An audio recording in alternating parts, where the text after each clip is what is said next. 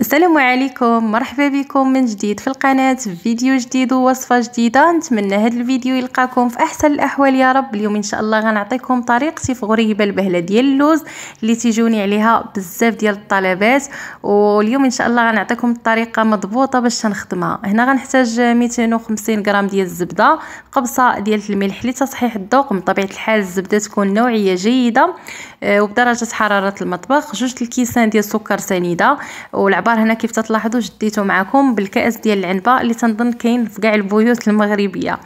ومن طبيعه الحال غنخلي لكم المقادير بالغرام مضبوطه في صندوق الوصف. غنضيف عليهم 2 الكيسان ديال الزيت النباتي، كيس ديال 8 غرام سكر الفاني، وغادي نخلط هنا كل شيء مزيان حتى داك السكر يذوب ويدخل ليا في ديك الزبده، ونحصلوا على هذا القوام هذا اللي تيكون تقريبا سائل. غنضيف لهم 250 غرام ديال اللوز اللي مطحون، ومن طبيعه الحال هنا خليته بالقشره ديالو ما محمر ما حتى شي حاجه. صافي غادي نخلط كل شيء مزيان حتى ندخل كل المكونات في بعضياتهم. وبالنسبه للمنسمات انا هنا غادي نحتاج معلقه ديال القرفه، هنا تتحكموا في المقدار ديالها سواء كبيره ولا صغيره حسب النسمه شحال ما بغيتوا فيها.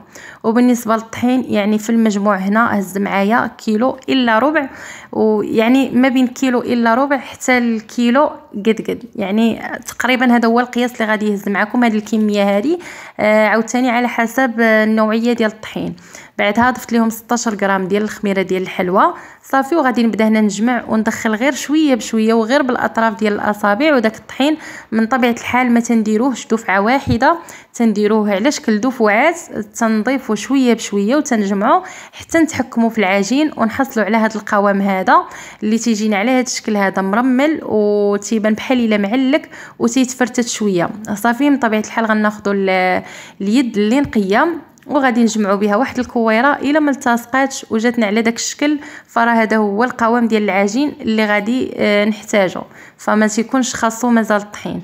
صافي هنا خديت الصفيحه ديال الفرن فرشت ليها ورق الزبده، ومن طبيعه الحال غادي ندوز نكور العجين. من طبيعه الحال بعد ما نغسلوا يدينا باش ما يبقاش داك التفرتيت لاصق لينا في الحليوات. بالنسبه لي انا هنا راه ما عبرتهمش ولكن راه درتهم في حجم متوسط. هذا القياس هذا صراحه بحرا تيجي هو هذاك، ومن طبيعه الحال حتى في التقديم تيجي شي حاجه اللي زوينه. ومن طبيعه الحال تيبقى الرغبه حسب رغبتكم عفوا، سواء كبار او لا صغار حسب كيف بغيتوهم. صافي هنا من طبيعه الحال بعدهم شويه على بعضياتهم حيت مازال تدخل الفران وتضاعف الحجم ديالها. وفي هذه الاثناء هذه شعلت الفران حتى سخن مزيان، رديته على 180 درجه او 170. وكيف تلاحظوا حاولت نصوروا لكم من الداخل باش تشوفوا الصفيحه فين وضعتها. صافي خليت غير الفوق بوحدو اللي شاعل وطلعت الصفيحه يعني قريبه شويه للحراره، وسديت عليها حتى تفرقعات تقريبا الحلوه كلها تفرقعات. فاش طليت عليها بانت ليا كلها تفرقعات. عاد غننزلوها لتحت يعني تاخذ داك اللون الذهبي وتحمر لينا شويه وتشد راسها. صافي ونخرجوها مازال. وبالنسبه للطياب حتى في الفران الغازي يعني بنفس الطريقه شعلوه حتى يسخن، بعدها نقصوا ليه وهبطوا الحلوه، دخلوها عفوا اول حاجه لتحت حتى تفرقع، من بعد خرجوها وطلعوها للفوق حتى تشد راسها وتحمر شويه وعاد خرجوها. ومن طبيعه الحال فاش تخرجوها ما تمسوهاش حتى تبرد تماما، عاد حركوها من بلاصتها لانها فعلا تتكون هشيشه ورطبه بزاف وتذوب ذوبان، يعني باي حركه بسيطه تقدر تفرتت ليكم.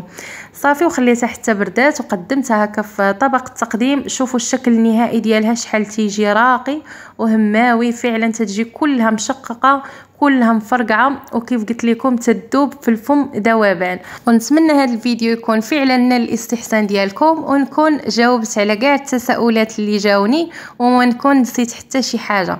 وحتى لهنا لاول مره يشوف القناه ما تنساوش تشتركوا الا كنتو جداد وتفعلوا زر الجرس باش دائما تبقاو توصلوا بالجديد. وما تنساوش داك اللايك ولي كومونتير المحفزه وكذلك المشجعه. وما بقى لي الا نودعكم، يستودعكم الله الذي لا تضيع ودائعه. السلام عليكم.